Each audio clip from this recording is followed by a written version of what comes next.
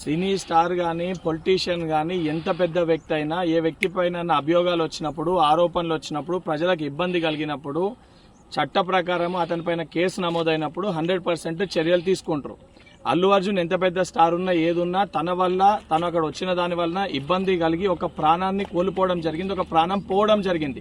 దానికి సంబంధించి ఆయన పైన కేసు నమోదై దానికి సంబంధించి ఆయన అరెస్ట్ చేస్తే, ఎందుకంటే ఇప్పటివరకు కనీసం ఆయన కండోలెన్స్ చెప్పడం కానీ ఆ ఇష్యూ పైన స్పందించలేదు.